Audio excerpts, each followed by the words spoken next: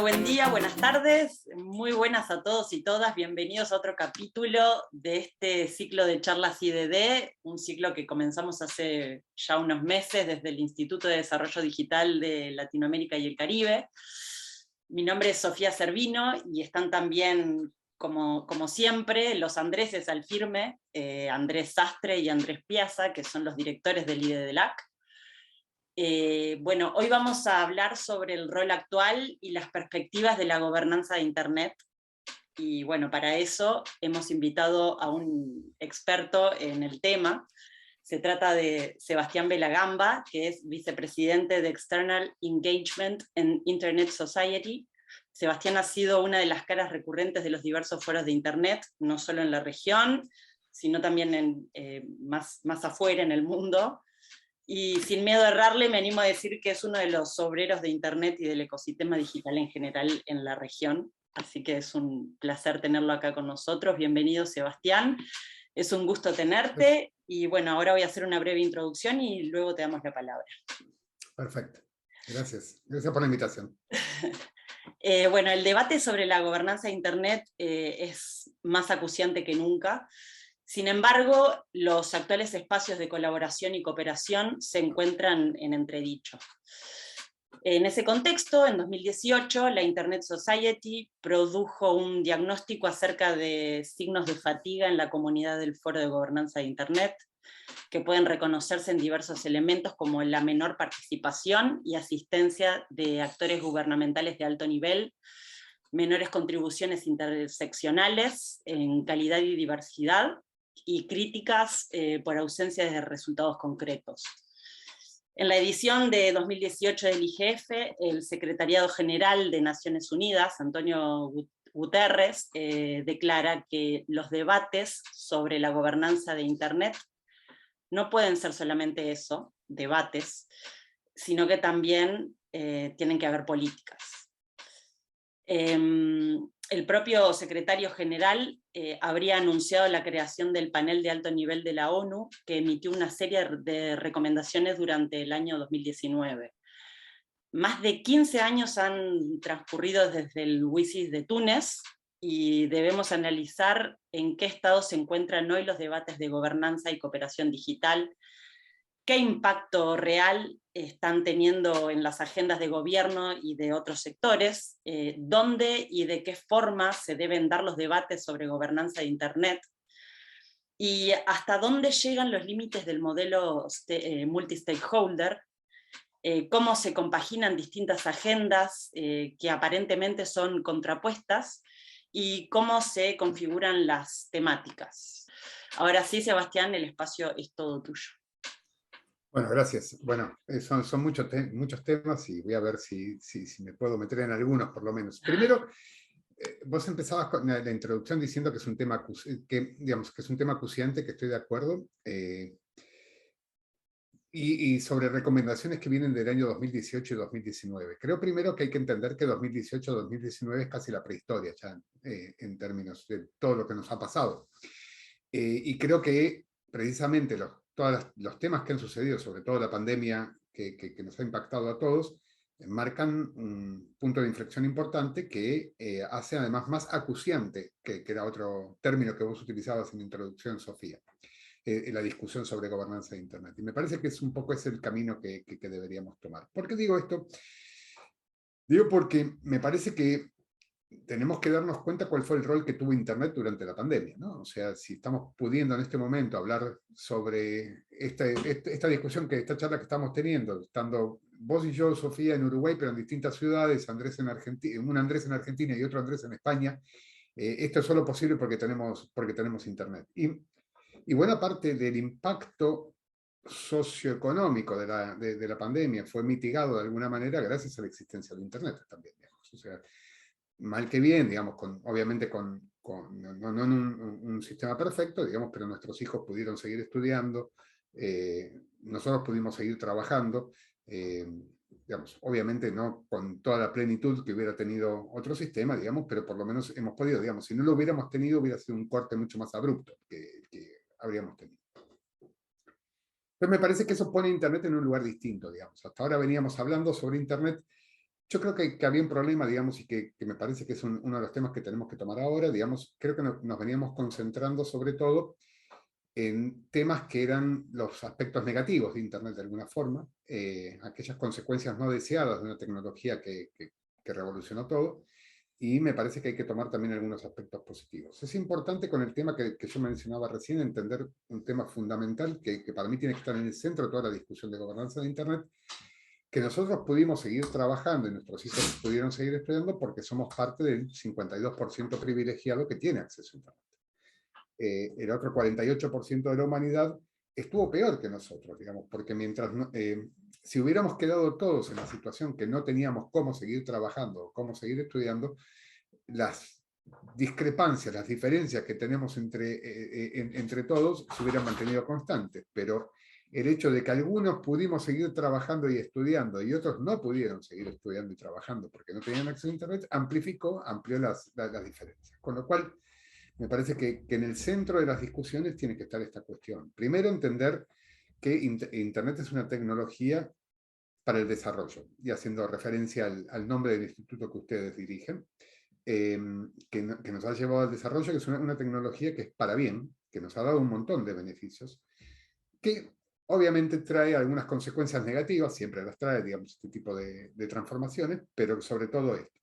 Y sobre todo, digamos, hacer el hincapié en esto, digamos, que para que podamos aprovechar los beneficios que trae la tecnología, deberíamos universalizar el acceso a Internet. Con esto dicho, me parece que, digamos, o sea, de vuelta, esto me parece que tiene que estar en el centro, y vos preguntabas por la agenda, mencionabas la agenda futura, digamos, Sofía, en tu introducción, y me parece que esto tiene que estar fuertemente en la agenda. Hoy Internet es cool, pero peligrosa, digamos, de alguna forma. Me parece que quedamos ahí en el camino. Antes era solamente, digamos, al principio fue solamente cool, después fue peligrosa, y ahora es cool, pero peligrosa, digamos, si queremos darle alguna caracterización. Peligrosa porque parece que hay un montón de procesos que se han disparado desde la creación de Internet y que antes, por suerte, no afectaban a la humanidad, como por ejemplo la desinformación o la pornografía infantil, digamos, parece que son procesos que hasta la creación de Internet no existían en la humanidad y que solo, digamos, fueron posibilitados y como condición necesaria tienen la creación de Internet para aparecer. Me parece que esto es algo que tenemos que morigerar, digamos, que entender, digamos, cuál es el justo lugar que tiene, y sobre todo, en realidad, me parece que deberíamos, en términos de la agenda, empezar a pensar si esto es una característica propia de Internet o si tiene que ver en realidad con un reflejo de condiciones socioeconómicas, sociales y políticas que expresan nuestra sociedad. Digo, si notamos que los liderazgos políticos han sido más cuestionados últimamente gracias a la existencia de redes sociales, por ejemplo, me parece que es importante entender si el motor, digamos, si el caballo del tema es las redes sociales o es un problema político subyacente que ya veníamos teniendo. Me parece que hay que poner cada una de esas cosas en el justo lugar. Al mismo tiempo, me parece que otro tema, digamos, otra tendencia que hay que buscar para la definición de la agenda de la gobernanza de Internet es todos los intereses que están en juego y que tienen que ser mediados en términos de el futuro desarrollo de la red. Hoy tenemos, yo creo que dos grandes procesos, digamos, que por este lado, que confluyen hasta cierto punto, digamos, pero tenemos grandes corporaciones que han tomado un rol preeminente en Internet, en alguna capa de Internet. Me gustaría que definamos bien qué es Internet también, digamos, ¿no? O sea, cuando hablamos de Internet, porque creo que utilizamos el término para diferentes cosas, que es importante, digamos, entender cuál es el rol y cuáles son las ventajas y desventajas que tienen estos grandes actores en Internet, y también la necesidad de regulación que muchas veces viene de la mano de buenas intenciones que están mal guiadas, y muchas veces viene de la mano de malas intenciones directamente, ¿no? O sea, me parece que ¿cómo hacemos para que Internet preserve las características que hicieron que nosotros podamos seguir trabajando y estudiando durante una pandemia que nos obligó a estar encerrados en casa durante mucho tiempo? Esa joya que hemos desarrollado, ¿cómo preservamos ese valor transformativo y ese valor de generación de desarrollo para nuestras sociedades, al mismo tiempo que lidiamos con aquellos efectos secundarios que son negativos, sin que en el camino perdamos la gallina de los huevos de oro, ¿no? O sea, me parece que ese es el gran tema que tenemos que discutir. Como comentario, digamos, cuando en general desde Internet Society hablamos de Internet, en realidad lo que estamos hablando es de la interconexión, digamos, de aquella red de redes que permite que la información fluya de un extremo al otro con ciertas características. Digo esto a diferencia de mucha gente que hoy, digamos, del sentido común, sinonimiza Internet con Facebook, ¿no? Para ponerlo de alguna forma. O sea, Internet, Facebook en ese sentido es una aplicación que corre sobre Internet como muchas otras aplicaciones que corren sobre Internet, pero Internet para nosotros, por lo menos, y lo que trabajamos, nuestro foco de atención, es esta interconexión, ¿no? Esta Para cuestión de nosotros que... también no es solo la capa de aplicaciones, claramente. Correcto. Está claro que hay una interacción entre todas las diferentes capas, digamos, y hay que buscar esa interacción, y obviamente que es importante, y hay muchas situaciones que están en el borde, digamos, y es imposible compartimentar cada una de las capas que componen la conectividad que entendemos sin entender cómo interactúa con las otras capas, pero me parece que es importante tomar definiciones también en este sentido. Entonces, eso en términos de alguna manera de la agenda, digamos. Y después el tema de cómo es, digamos, cómo se operacionaliza esa agenda, cómo son los modelos de gobernanza de Internet que deberíamos buscar. Digamos, las características intrínsecas de Internet producen la necesidad de un modelo innovador de alguna forma, que no es tan innovador, pero bastante innovador con respecto a cómo buscar. Digamos, sobre todo en realidad la cuestión de que no hay una propiedad central de Internet, digamos. No hay un servidor central que se pueda regular o tomar políticas sobre ese servidor, sino que en realidad Internet es una red colaborativa, digamos, cuando se dice la red de redes, en realidad es la mejor definición, ¿no? O sea, en realidad es un montón de redes que voluntariamente interconectan e intercambian tráfico entre sí a nivel global, pero ninguna es más importante que la otra, digamos, ninguna es la jefa de la otra. Con lo cual, este modelo distribuido de interconexión implica además que tengamos que tener modelos distribuidos de alguna forma, innovadores de gobernanza. Desde hace muchos años, ya casi 20 años, lo decías vos en la introducción, digamos, lamentablemente para aquellos que estuvimos desde el principio, han pasado 20 años de nuestra vida junto a esto, se ha buscado, digamos, este modelo que no tiene buena traducción al español, múltiples partes interesadas, pero en realidad se utiliza el término como lo utilizaste vos, Sofía, en inglés, el multi-stakeholder. Es importante porque trabajar en un esquema multi-stakeholder, porque en realidad efectivamente hay diferentes actores, diferentes partes que están involucradas. No hay uno solo que pueda hacerlo. No es que hay uno que abre la puerta para que los demás participen, sino que en realidad todos deben participar porque hay diferentes segmentos que están siendo controlados o llevados adelante por diferentes partes. Entonces, el modelo multi-stakeholder de alguna forma es intrínseco. Nadie puede tomar una decisión sobre Internet. Y en realidad, los intentos que han habido y los intentos que hay en realidad para unilateralmente tomar acciones sobre Internet, en realidad siempre tienden al mal resultado, digamos. O sea, sobre todo en esfuerzos regulatorios o en esfuerzos... si uno quiere arreglar un problema político, como es la imposición, digamos, para tomar un ejemplo, el tema de desinformación, de fake news, ¿no? Lo quiere dar una solución técnica desde el punto de vista de cómo opera Internet y sin tomar en cuenta quién efectivamente opera esos servidores que pueden estar bajo, por ejemplo, la jurisdicción de aquel que quiera regularlos, o pueden no estar bajo la jurisdicción de aquel que quiera regularlos. Y pueden comportarse técnicamente de maneras que quizás son difíciles de capturar en toda su complejidad, seguramente no estaremos tomando una buena decisión, con lo cual es mejor sentar a todos los actores en una mesa y tratar de buscar un acuerdo. Esa es digamos, la esencia del modelo multi-stakeholder, que tiene, digamos, en realidad ciertas características, ¿no? Inclusividad y transparencia, responsabilidad colectiva, un proceso de toma de decisiones efectivo y, sobre todo, colaboración a través de diferentes actores. Digamos, esos, de alguna forma, son los grandes componentes del modelo multi-stakeholder. Desde que todo esto comenzó hasta hoy, como para ponerlo un poco en perspectiva histórica, estuvo el proceso de la Cumbre Mundial de Sociedad de la Información en el 2003 al 2005, 2006.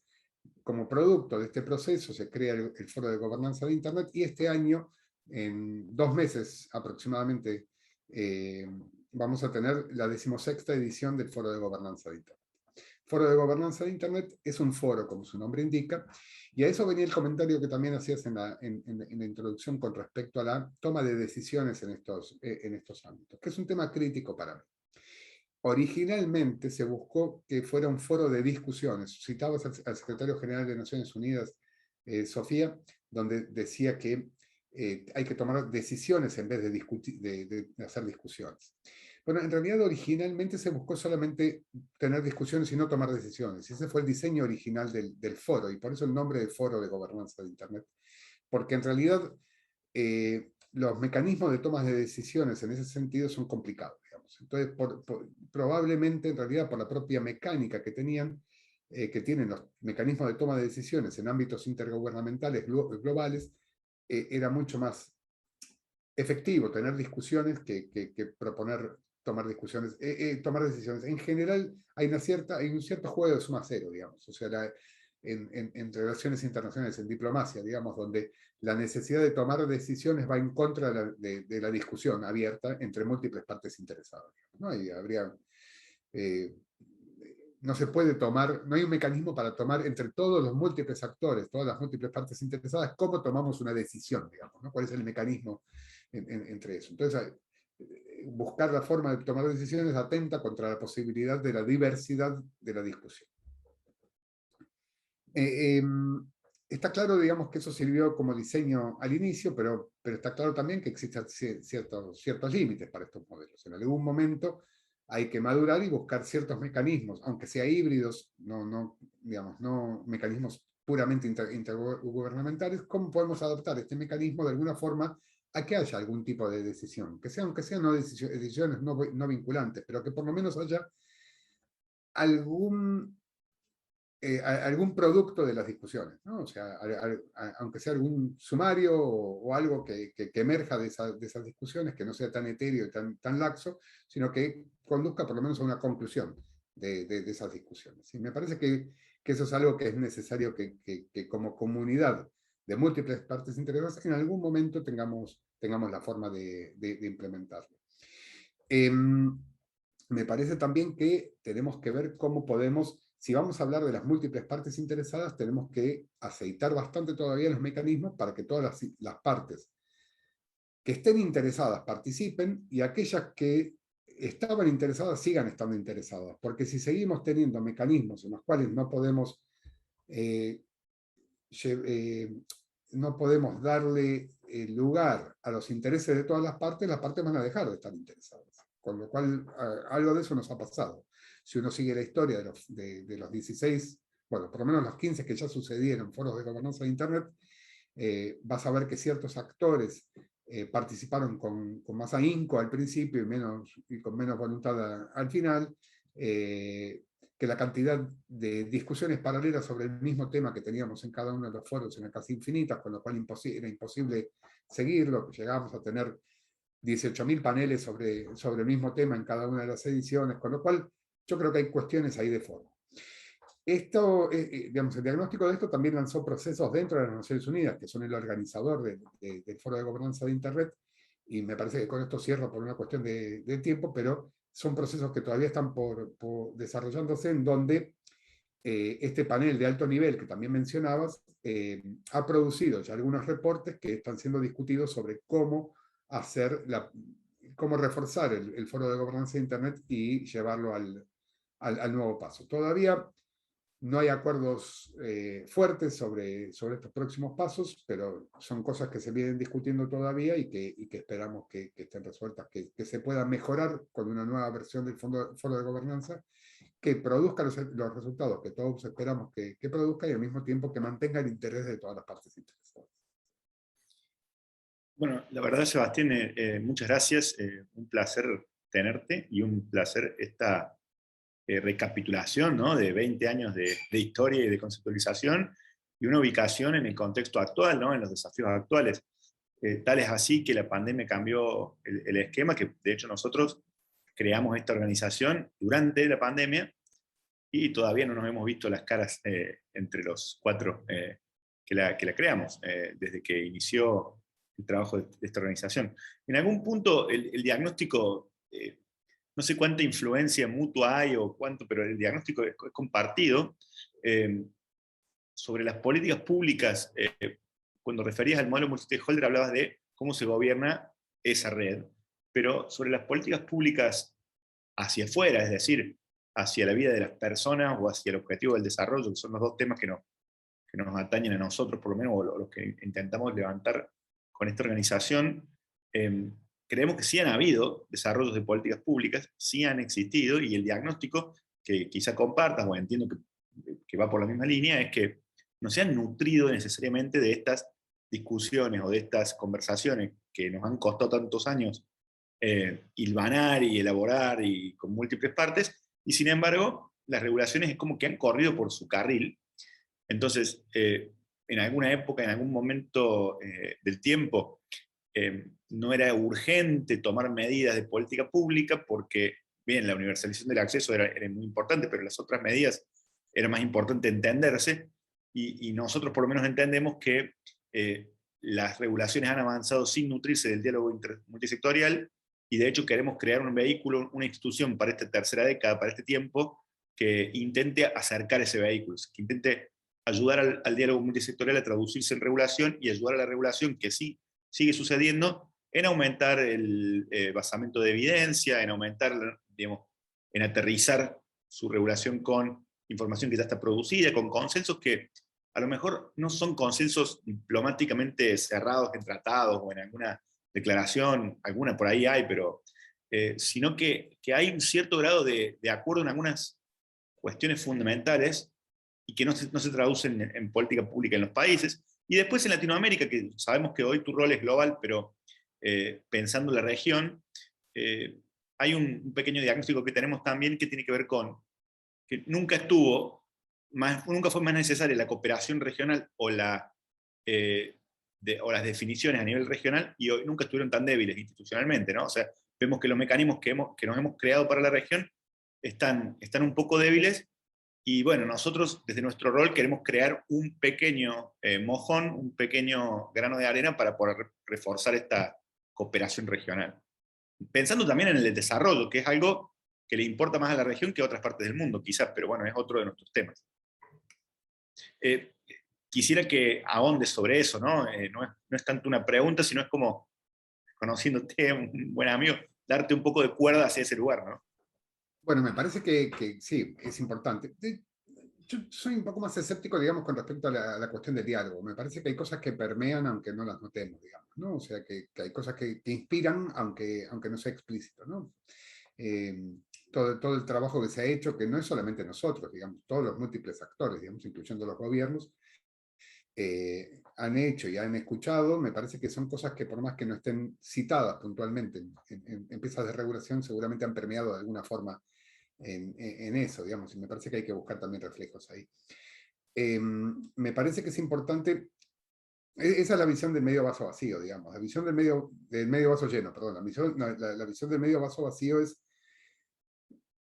que a mí sí me asusta, es aquella en la cual no se tiene en cuenta literalmente la opinión de otros y se avanza con cuestiones unilaterales en donde podemos terminar rompiendo el esquema o haciéndole mal al esquema que nos podría dar de comer, digamos, ¿no? O sea, y eso sí, la verdad que me asusta y me preocupa, ¿no?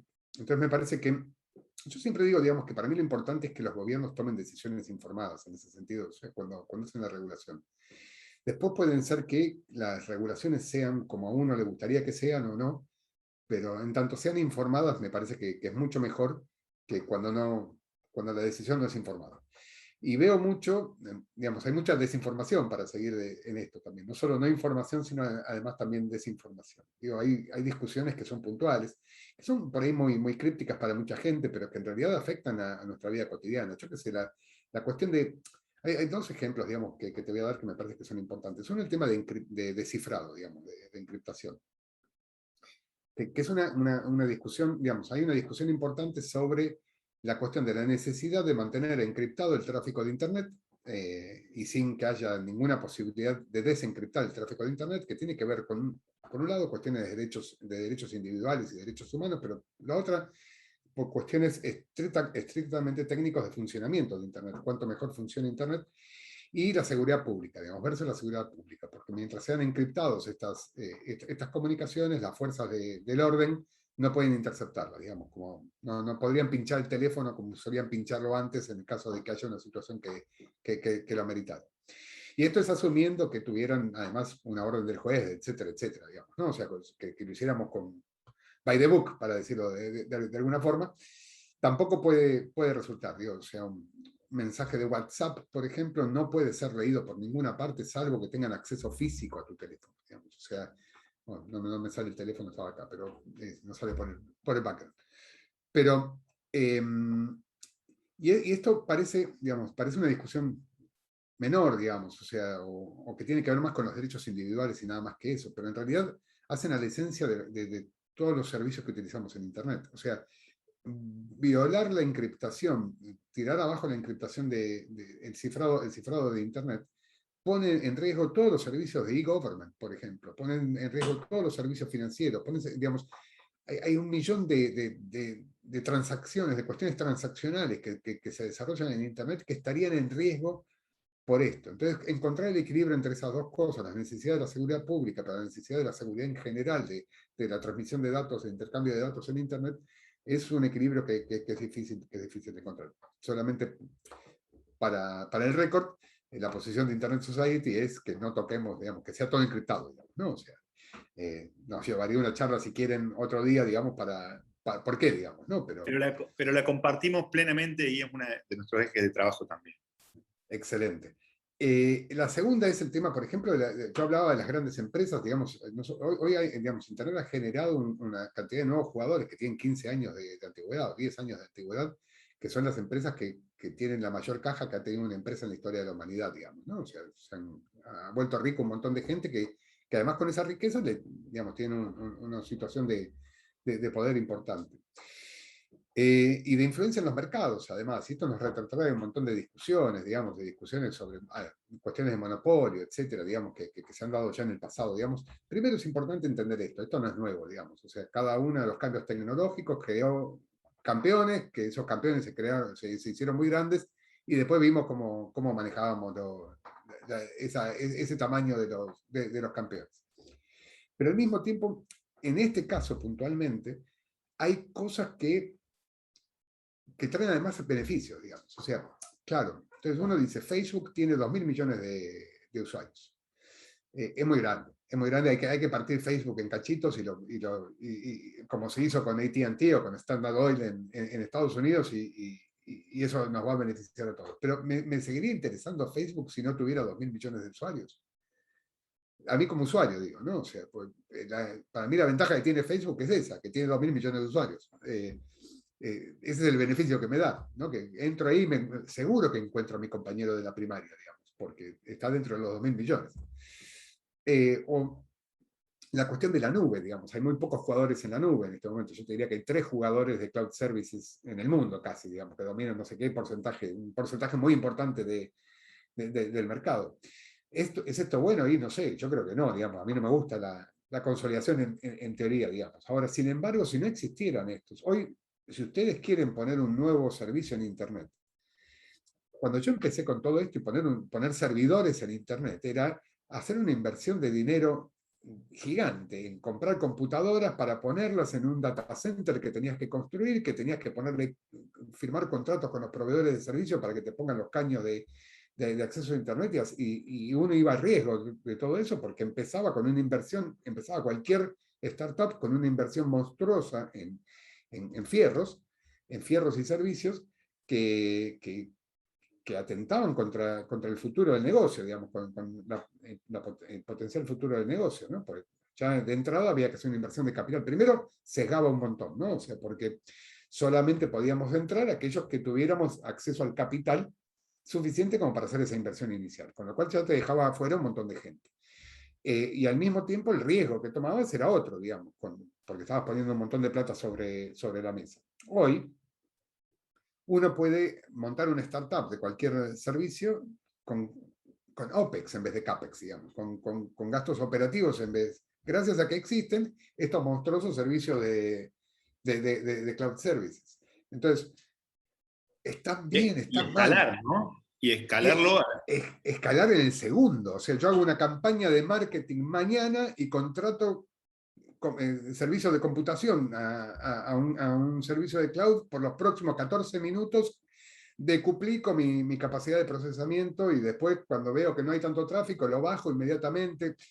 Digamos, es notable la cantidad de cosas que se pueden hacer. Entonces, está bien que tengamos nada más que 3 jugadores de cloud services a nivel global en este momento, y yo creo que no a priori, no sé, me parece que no, desde el sentido común. Estaría bien que no estuvieran, y tampoco estaría bien que no estuvieran. Entonces, estamos enfrentados a estas cuestiones que no tienen una solución y una respuesta tan sencilla, y que además son multicausales, y que hay que mirarlas muy bien. Si hoy uno aplica la solución de AT&T a Google, para ponerle un ejemplo, digamos, y lo separas en cachitos porque son muchos, porque se hizo muy grande, en vez de tener un monopolio, vas a tener 4 monopolios distintos, uno en Android, uno en Search, uno en AdWords.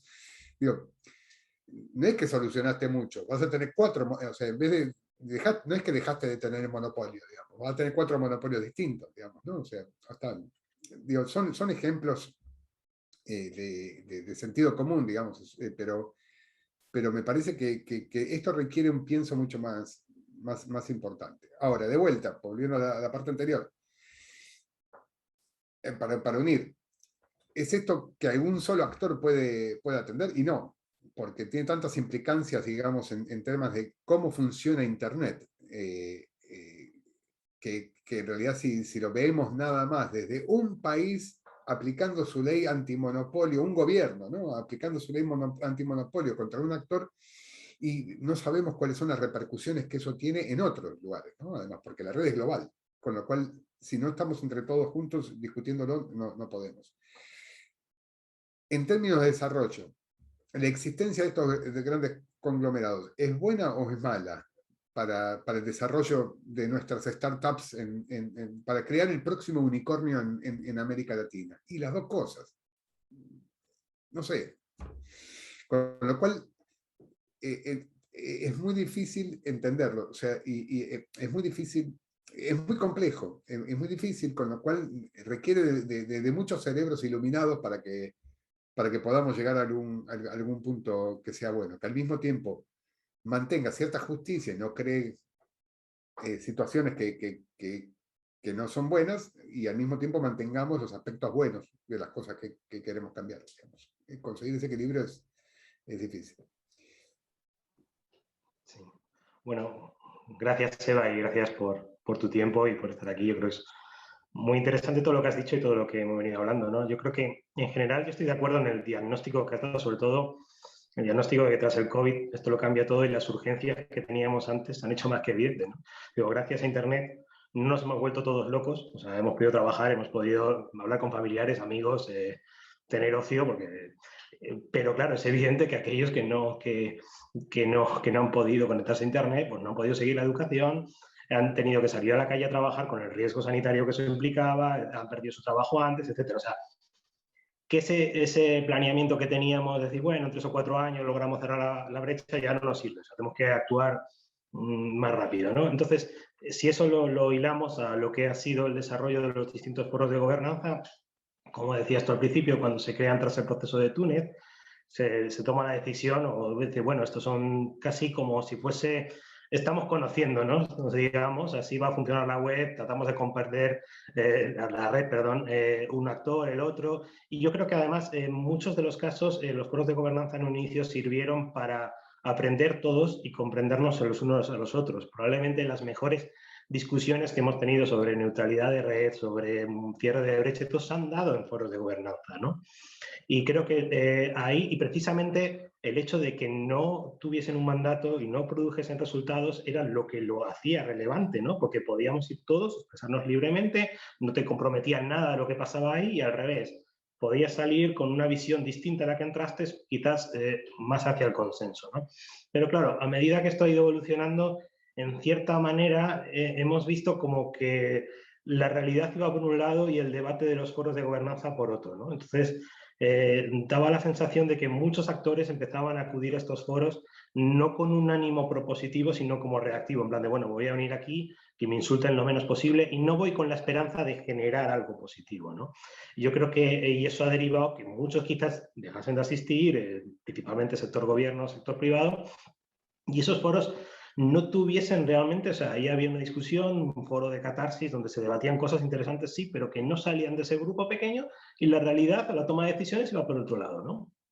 Y ahora tenemos una pandemia que lo cambia todo y que justo además está en ese momento de reflexión sobre qué hacer o qué sentido tiene en los propios foros de gobernanza. Si, total, si no producen, no es que tenga que producir un mandato, pero tampoco sirve como insumo para el sitio donde se toman decisiones, o sea, no tienen una derivada clara en muchas de las políticas públicas, ¿qué hacemos? O sea, al final o sea, que de alguna forma, ¿no? Y yo creo que en 2 meses hay un foro de gobernanza y yo no sé si esto se va a tratar o si realmente va a pasar como el del año pasado, o que bueno, que sí, que es muy importante y sí, que si uno lo analiza hay unos debates muy buenos, pero que no salen de ahí, no logramos que salgan de la caja. Entonces, ¿cómo ante una situación más importante que ha tenido la humanidad en los últimos años somos capaces de, sin romper el modelo, que yo creo que presenta unas perspectivas muy interesantes y nos ha dado a todos unas oportunidades muy interesantes, en que no se creen otros foros menos amigables o otra toma de decisiones menos amigables y que la red avance hacia sitios donde ninguno queremos ir, ¿no? Y donde ni siquiera tengamos el debate de pensar de si es bueno o malo que haya 3 servidores de cloud o tal, o sea, porque por ahora, bueno, sí, lo vemos, pues podemos seguir hablando, pero para no liarme más, digo, ¿cómo conseguimos que esos debates realmente tengan una implicancia clara en las políticas públicas que se terminan haciendo o en el futuro desarrollo de Internet? Es que yo no estoy del todo seguro que sea ese el lugar donde se van a definir las políticas públicas. Me parece que en realidad esos son los lugares donde se definen los grandes lineamientos estratégicos y no las políticas públicas en Bueno, específico. lo que me refería, yo entiendo que ahí nunca debe ser el sitio donde se definan, pero por lo menos que se generen insumos que puedan ser tomados en parte en el lugar donde se toman las decisiones, no que la toma de decisiones se haga sin un insumo tan importante como puede ser lo que se ha debatido en un IGF, ¿no? Correcto. Me parece que esa es la parte en realidad que hasta ahora más o menos ha servido, digamos. O sea, debería profundizarse y debería... Yo creo que en realidad habría que cambiar un poco el formato. Me parece que lo que deberíamos es hacer un diagnóstico más claro de cuáles son los temas urticantes para el día de hoy y enfocar un poco quizás la agenda de los foros de gobernanza de Internet hacia esos temas. A mí en el extremo me gustaría ver si pudiéramos llegar un día, pero esto no es una posición de ISO, digamos, una posición personal, por lo menos mía. Me encantaría que tuviéramos un foro de gobernanza que fuera sobre un tema. Digamos, una vez por año elegimos un tema y le damos a ese tema hasta que lo gastamos, digamos, ¿no? Y hasta que llegamos a puntos, por lo menos. O 2, no sé, digamos, quizás no es 1, digamos, o sea, pero no tan generalista como es ahora, que es más cachón. Y me parece que quizás si tomáramos eso, podríamos conseguir avances más claros. Ahora, eso requeriría diferentes cosas, porque requeriría, por ejemplo, ponernos de acuerdo globalmente en cuál es el tema que tenemos que tratar este año. Y digamos, va a ser una discusión difícil. Pero si me preguntás, a mí me parece que ese sería, digamos. Entonces, tenés un tema al cual le vas a dedicar 4 días, una comunidad global, digamos, de todas las partes interesadas en ese tema, un tema para debatirlo bien a fondo. Conseguimos ahí sí traer, como vamos a dar la discusión fuerte sobre este tema, seguramente el gobierno, el sector privado, etcétera, va a estar interesado en mandar a sus personas más experimentadas y más representativas a esa discusión. Y quizá pudiéramos darle mucho más relevancia a eso. Y cerramos. Entonces, por ejemplo, el próximo sería de acceso, o cualquier tema, digamos. Ok, fantástico, pero esto del 52% hemos avanzado. O sea, Internet, digamos, hasta ahora era la tecnología que se desplegó más rápido en la historia de la humanidad, digamos, ¿no? O sea, nosotros estamos desesperados porque solamente el 52% de la población humana se conectó a Internet, pero al mismo tiempo es la tecnología que se desplegó más rápido que ninguna otra, digamos, jamás. Entonces, pero en esta cuestión de entre el 45 y el 52% hace muchos años que venimos, digamos, ¿no? Para subir este 7%, ¿no? Y está claro que cada vez es más difícil, porque el primer 50%, el primer 40 y pico por ciento que conectamos fue el más fácil, digamos. Fuimos a la crema de la crema, digamos, conectamos la punta de la pirámide, digamos, ¿no? O sea, fue el más fácil de conectar. Ahora tenemos los más pobres y los peor ubicados, porque nos concentramos en los más ricos que estaban aglomerados en un centro urbano hasta ahora. Ahora tenemos que ir a aquellos que están más alejados y que tienen menos dinero para pagar. En países que tienen menos desarrollo tecnológico, además, digamos, ¿no? O sea, digamos, cada vez se va haciendo, digamos, se va incrementando el costo, digamos, ¿no? A medida que vamos subiendo. O que vamos bajando en la pirámide. Con lo cual tenemos que empezar a tomar medidas un poco más innovadoras, me parece. Ahora, no venimos manteniendo el ritmo de crecimiento que teníamos al principio. Fue la tecnología que se desplegó más rápido en la historia de la humanidad, pero está claro, digamos, que la curva se tiende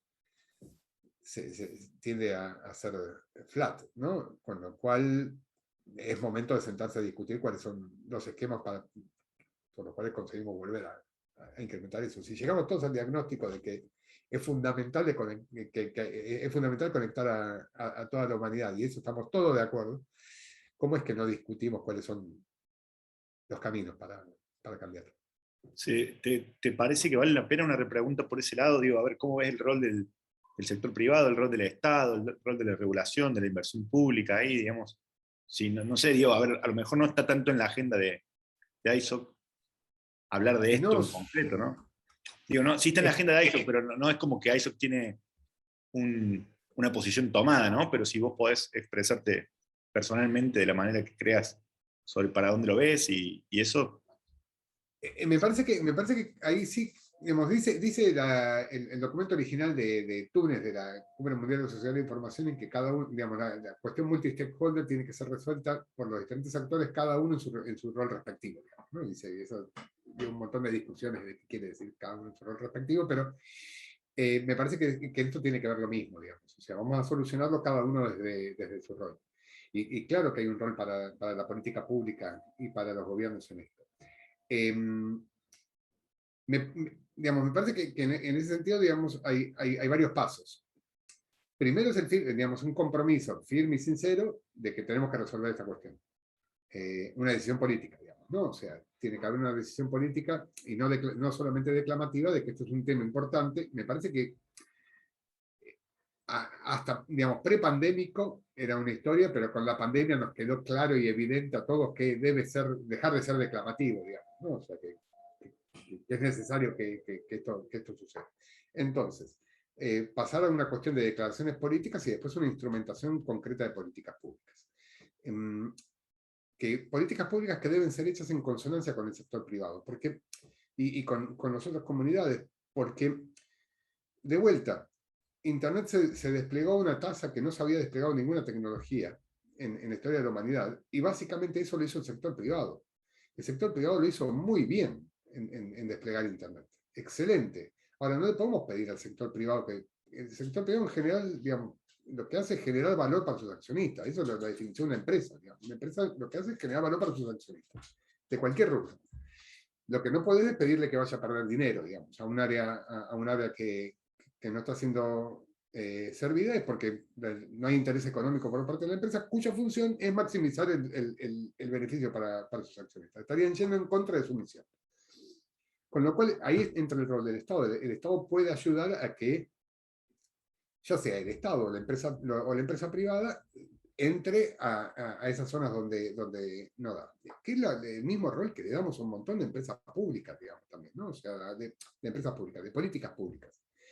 De conseguir que los ciudadanos, que son todos iguales, tengan el mismo acceso a los mismos servicios, más allá de si te tocó la suerte o la desgracia de nacer en el medio del campo y que no haya proveedor de internet en tu área. No es tu culpa que haber nacido en el medio del campo. Entonces, me parece que tenemos que conseguir, primero, la voluntad política, segundo, la implementación de políticas públicas para hacer evidente esa política pública, y eso debe ser en consonancia con los diferentes actores que están operando el mercado. Pero lo que tenemos que tener claro es que lo que tenemos que hacer es ir y llevar la conectividad a esta gente. Ver cómo resolvemos la cuestión de la conectividad para cada uno.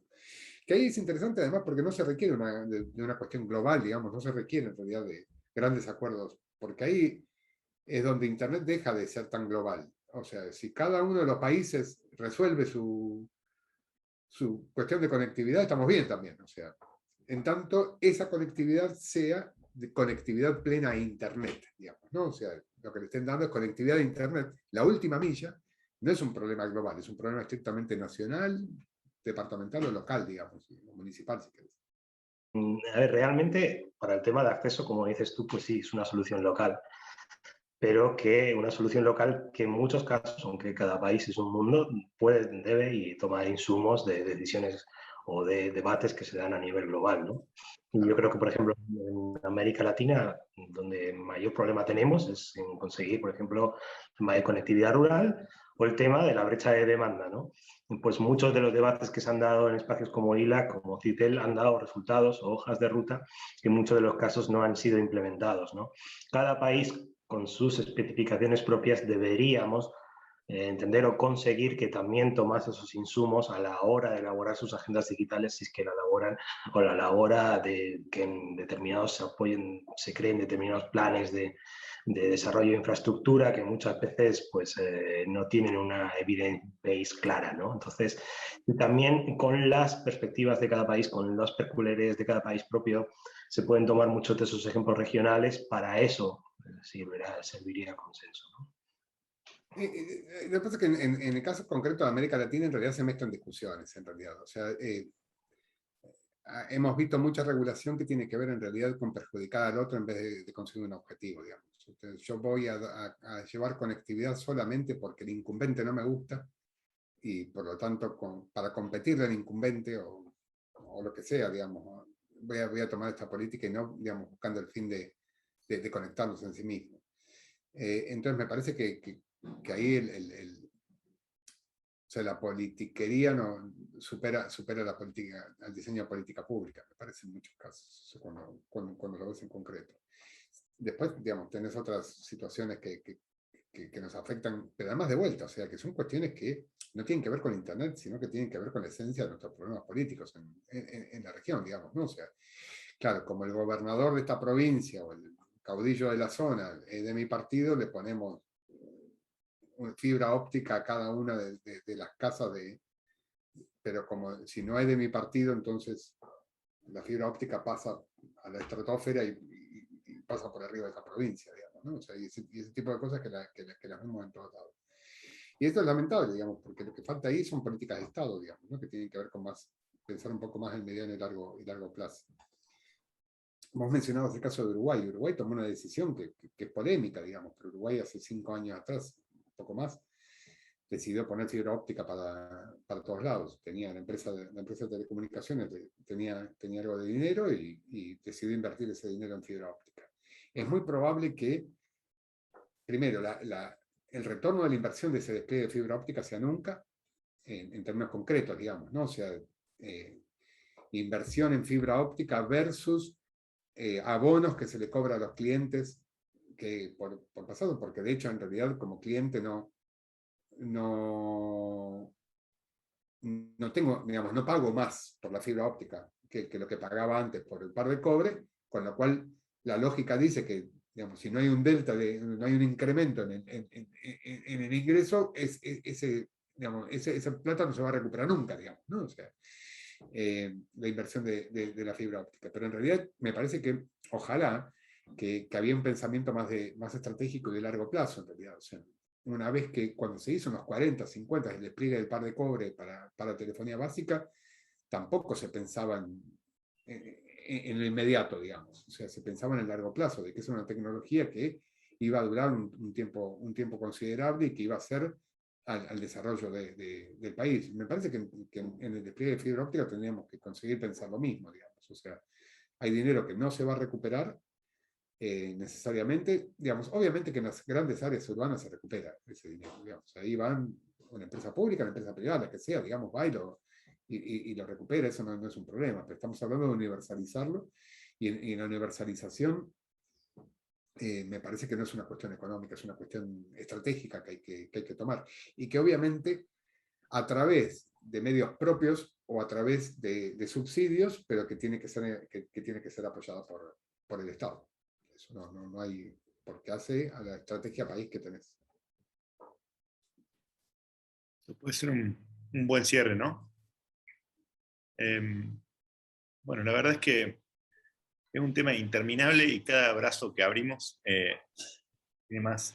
Pero me parece que hemos cubierto por lo menos una visión que se acopla con algunas de las que venimos reflejando en este ciclo y al mismo tiempo que alimenta otras discusiones y la verdad es que bueno, nos deja mucho para pensar también o para ponernos a la obra, ¿no? Queremos tener un rol ahí, en ese lugar. Seba, nos dejaste muchos subtítulos, además de Sí. mayor, un montón de otros bueno, me alegro. títulos que derivan de ese, y muchísimas gracias a todos los que están Gracias del otro lado, a Seba, por supuesto, por su tiempo, y bueno, a todos por acompañarnos una vez más. Los saludo y bueno, nos vemos en el próximo episodio. Dale, muchas gracias por la invitación. Chao, chao.